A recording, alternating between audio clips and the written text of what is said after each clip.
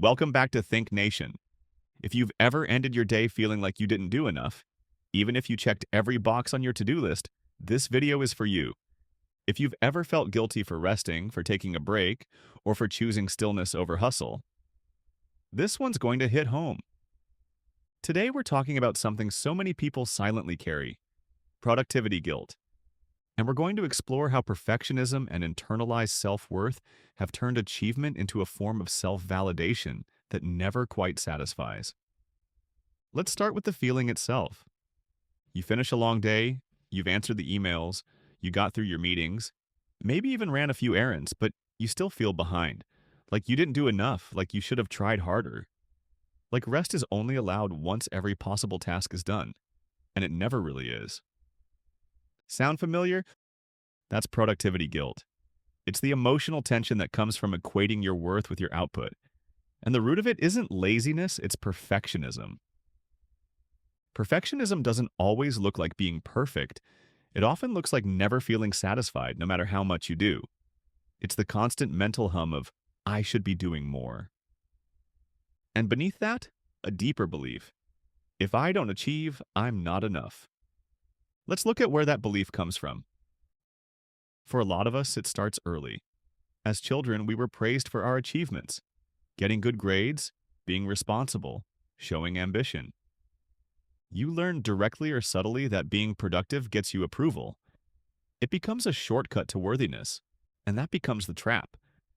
Because instead of developing an identity that includes rest, joy, or stillness, you build one entirely around accomplishment. Over time, your self-esteem becomes performance-based. Your value is measured by what you finish, not who you are. So what happens when you finally take a break, when you decide to rest? You feel guilty. Your nervous system interprets stillness as a threat.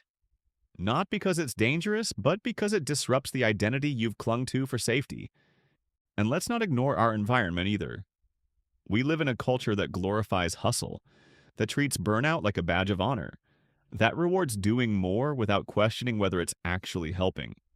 You scroll through social media and see people launching businesses, running marathons, writing books, waking up at 5 a.m. It's no wonder your inner voice whispers, you should be doing more. Let's pause here, because here's the truth. You are not behind. You are not lazy. You are not broken for feeling tired. You are carrying a framework that says your value must constantly be earned. And that's what we need to rewrite. So let's talk about how to rewire productivity guilt.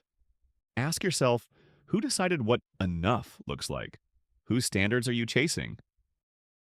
Are they yours or someone else's? Create a daily definition of enough that includes things beyond work. Maybe it's, I answered 3 emails, went for a walk, and spent 10 minutes in silence. That's enough. Make space for small wins. Make space for rest. Start noticing your self-talk.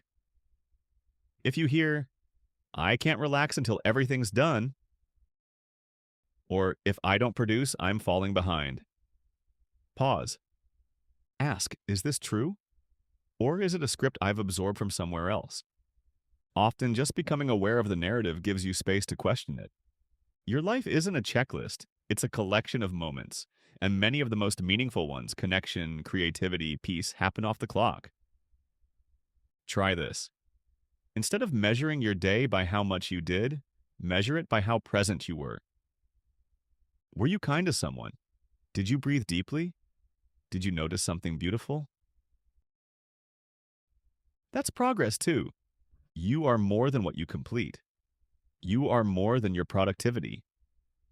Try writing this down. My value is not based on how much I do. I am worthy even when I rest. Repeat it. Out loud. In a journal. You're not trying to believe it instantly. You're trying to introduce a new thought, a better anchor. Rest is not quitting. Rest is not laziness. Rest is preparation. Even athletes build rest days into their training. Even machines need downtime to perform well. Rest is not something you earn after you burn out. It's something you build in to prevent it. And let's be honest, you show up better, more creative, more clear when you're rested. So stop seeing rest as the reward. See it as the foundation. You don't need to unfollow everyone. But you might need to mute accounts that fuel inadequacy. What you consume shapes what you believe. And if you constantly consume content that screams, you're not doing enough, it will be almost impossible to believe that you are. Productivity isn't about doing more. It's about doing what matters consistently. Try asking, what would a sustainable pace look like this week? Not an extreme one, not a heroic one, a realistic one. Because the goal is not to win one day, it's to be well over many.